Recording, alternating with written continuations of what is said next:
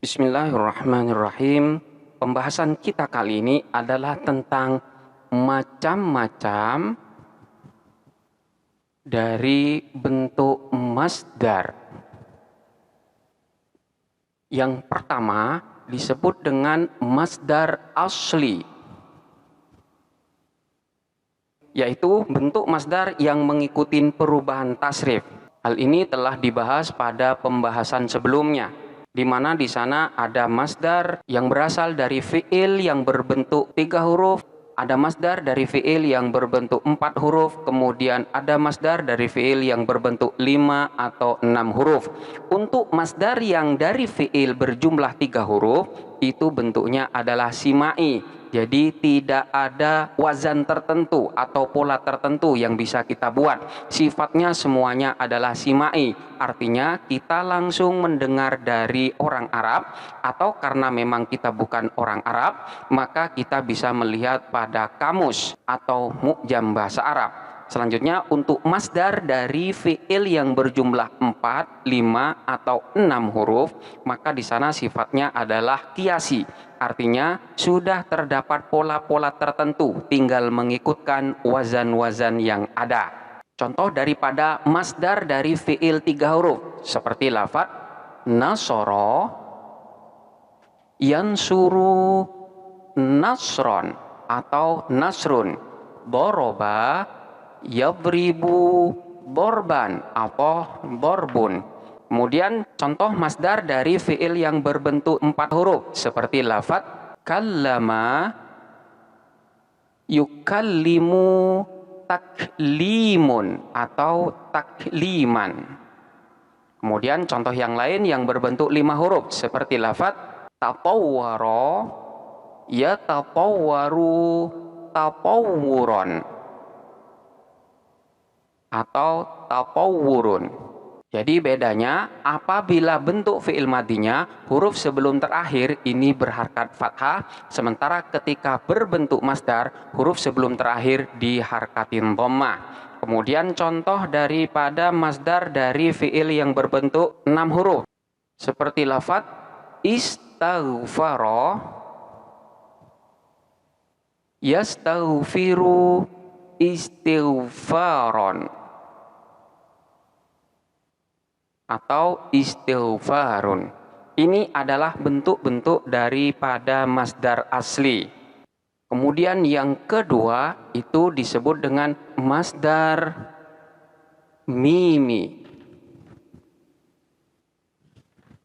Masdar mimi itu adalah masdar yang diawalin dengan huruf mim zaidah atau mim tambahan yang maknanya sama dengan masdar asli. Bentuk atau pola wazan daripada masdar mimi di sini terdapat bermacam-macam. Yang pertama adalah apabila dibentuk dari fiil sulasi yang sahih akhir, artinya yang huruf akhirnya tidak berbentuk huruf ilat, dan ini bentuk dari fi'il madinya terdiri dari 3 huruf hijaiyah, maka wazannya mengikuti wazan maf'alun. Contohnya seperti lafaz doroba, yadribu, borbun, wa mabrobun.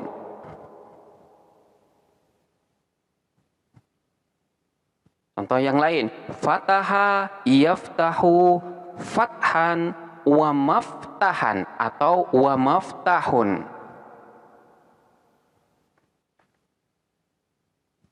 Nasoro, yansuru, nasron, wa mansoron. Jadi maf'alun, mansoron atau mansorun.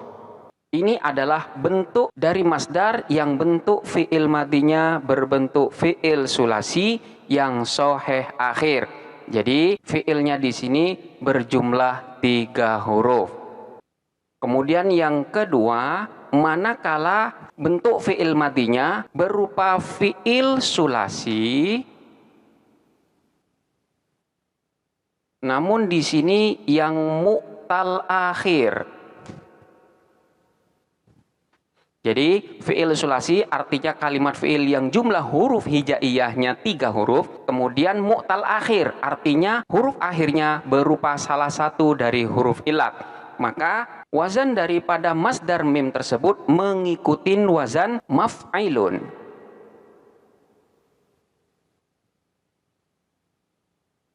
Jadi beda pada harkat dari ain fi'ilnya. Manakala pada fi'il sulasi sohe akhir, ain fi'ilnya berharkat fathah yaitu maf'alun, namun untuk fi'il sulasi yang mu'tal akhir di sini ain fi'ilnya berharkat kasroh, maf'ilun. Contohnya seperti lafadz wa'ada,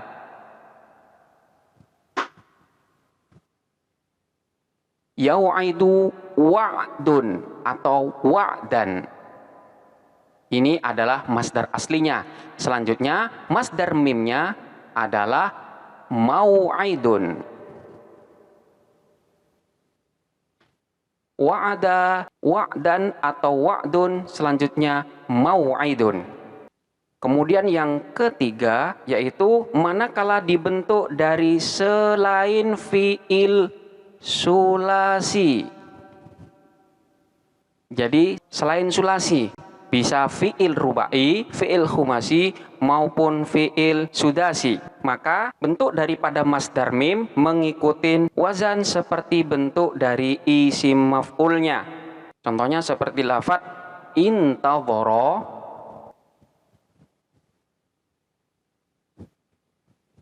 yantadhiru intidharan, fahuwa muntadhirun wa dzaka muntadharun.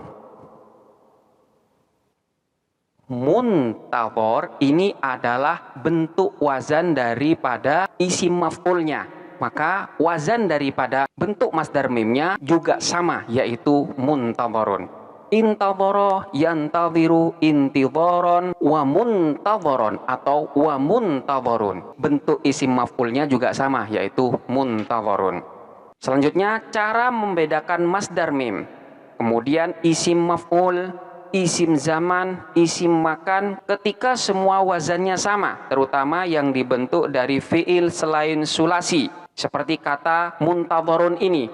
Kata muntadharun di sini bentuk daripada masdar mim, bentuk daripada isim maf'ul, isim zaman, isim makannya ini semuanya sama.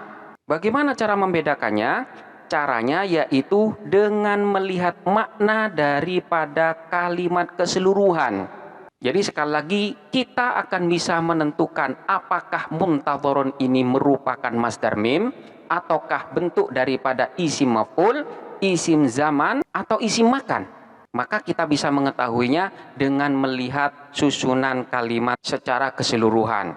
Contohnya seperti lafadz al-mauqifu,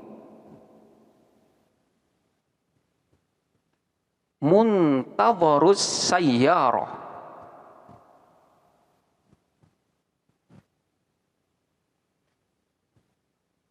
Al-mauqifu adapun terminal, muntadharus sayyarati ialah tempat menunggunya kendaraan. Kita mengetahui bahwa lafadz muntadharus sayyarah, muntadhar di sini adalah merupakan isim makan, bukan bentuk daripada isim maf'ul ataupun isim zaman. Kenapa? Karena memang lafadz muntadhar di sini menunjukkan makna tempat, bukan menunjukkan makna waktu ataupun kata-kata yang mengandung makna objek. Jadi al-mauqifu adapun terminal, muntadharus sayyarati ialah tempat. Jadi tempat di sini adalah merupakan isim makan, tempat menunggunya kendaraan atau mobil. Contoh yang lain seperti lafadz muntadharus sayyarah,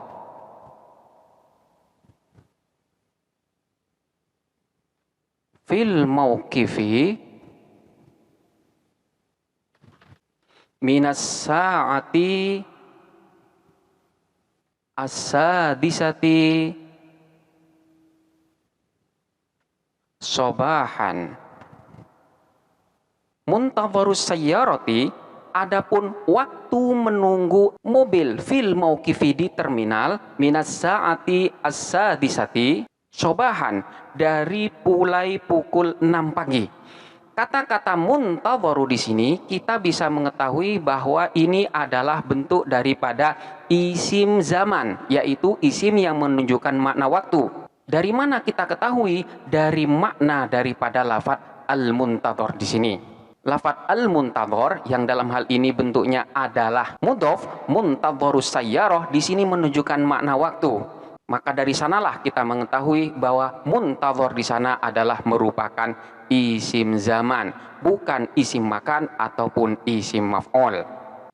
Kemudian contoh yang lain seperti lafadz sa'iq, as-sayyarah, muntadhar. Sa'iqus sayyarah, adapun sopir mobil, muntadharun, ialah ditunggu.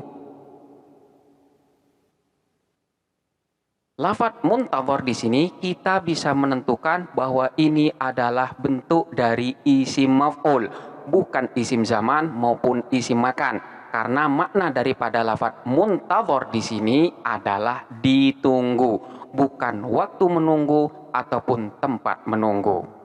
Kemudian contoh yang lain seperti lafadz intadhartuka,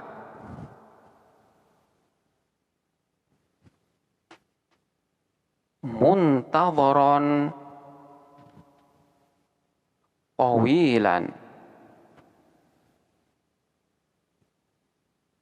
Intadhartu, menunggu siapa saya, kepadamu, muntadharan tawilan, dengan penantian tawilan yang lama.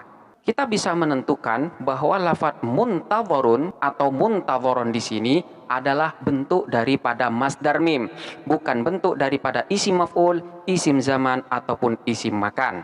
Jadi inilah bentuk daripada masdar mim dari fi'il yang selain sulasi, di mana bentuknya di sana sama dengan bentuk dari isim maf'ulnya, sama dengan bentuk daripada isim zaman, dan sama pula dengan bentuk dari isim makan. Dan kita bisa menentukan mana itu masdar mim, mana itu isim maf'ul maupun isim zaman atau isim makan, dilihat dari segi makna dari susunan kalimatnya. Dari sanalah kita bisa menentukan sigot atau bentuk dari masing-masing kalimat tersebut.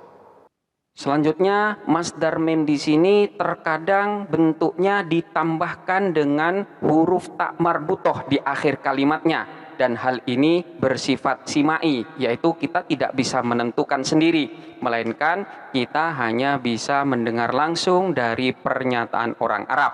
Caranya adalah salah satunya dengan langsung melihat kepada kamus. Contoh daripada masdar mim yang di sana ditambah dengan huruf tak marbutoh di akhirnya seperti lafadz mahlakatun. Kemudian contoh yang lain seperti lafadz mahanatun. Contoh yang lain seperti lafadz mahabbah. Kemudian lafadz mafsadah. Kemudian contoh yang lain seperti mau'idhah. Yang lainnya contohnya manfa'ah, dan masih banyak contoh-contoh yang lainnya. Sekali lagi, semuanya ini bentuknya adalah simai.